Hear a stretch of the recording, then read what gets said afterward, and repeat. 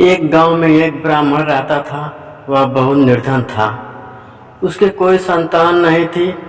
उसकी स्त्री बहुत मलिनता के साथ रहती थी। वह स्नान न करती, किसी देवता का पूजन न करती। इससे ब्राह्मण देवता बड़े दुखी थे। बेचारे बहुत कुछ कहते थे, किंतु उसका कुछ परिणाम न निकलता। भगवान की कृपा से ब्राह्मण की स्त्री के कन्या रूपी रत्न पैदा हुआ। कन्या बड़ी होने पर प्रायः स्नान करके विष्णु भगवान का जाप हुआ। बृहस्पतिवार का व्रत करने लगी। अपने पूजन पाठ को समाप्त करके विद्यालय जाती तो अपनी मुट्ठी में जौ भर के ले जाती और पाठशाला के मार्ग में डालती जाती। तब ये जौ स्वर्ण के हो जाते। लौटने समय उनको बीनकर घर ले आती थी।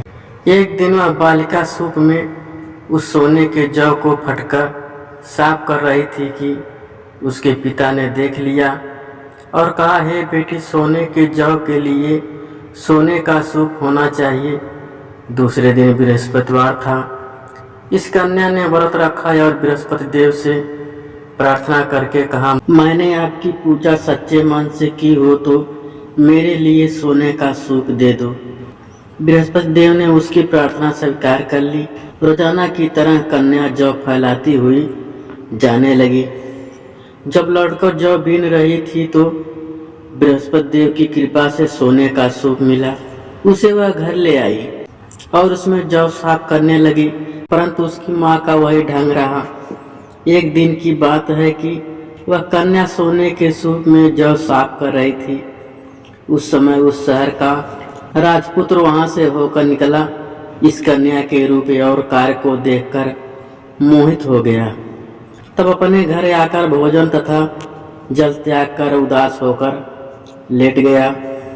राजा को इस बात का पता लगा तो अपने प्रधानमंत्री के साथ उसके पास गए और बोले, हे बेटा, तुम्हें किस बात का कष्ट है?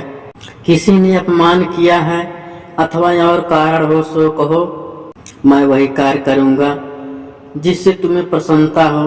अपने पिता की राजकुमार ने बातें सुनी तो वह बोला, मुझे आपकी कृपा से किसी बात का दुख नहीं है। किसी ने मेरा अपमान नहीं किया है, परंतु मैं उस लड़की से विवाह करना चाहता हूँ जो सोने के सूप में जौ साफ कर रही थी।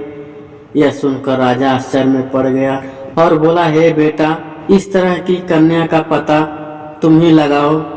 मैं उसके साथ तेरा विवाह अवश्य ही करवा दूंगा।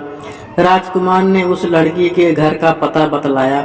तब मंत्री उस लड़की के घर गए और ब्राह्मण देवता को सभी हाल बतलाया।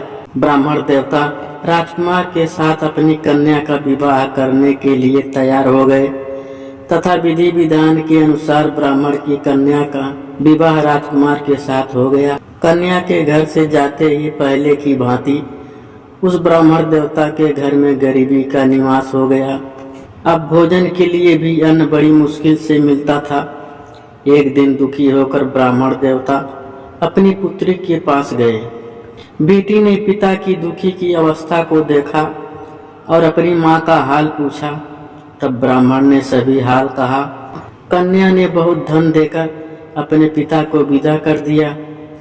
इस तरह ब्राह्मण का कुछ समय सुखपूर्वक व्यतीत हुआ। कुछ दिन बाद फिर वही हाल हो गया। ब्राह्मण फिर अपनी कन्या के यहाँ गया और सारा हाल कहा तो लड़की बोली, हे पिताजी, आप माता जी को यहाँ लिया लाओ, मैं उसे विधि बता दूंगी जिससे गरीबी दूर हो जाए।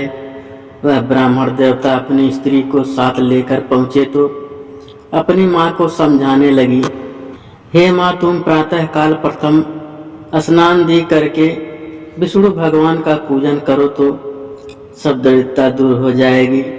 परंतु उसकी माँ ने एक भी बात नहीं मानी और प्रातः काल उठकर अपनी पुत्री के बच्चों की जूठन को खा लिया। इससे उसकी पुत्री को भी बहुत गुस्सा आया और एक रात को कोठरी से सभी सामान निकाल दिया और अपनी माँ को उसमें बंद कर दिया।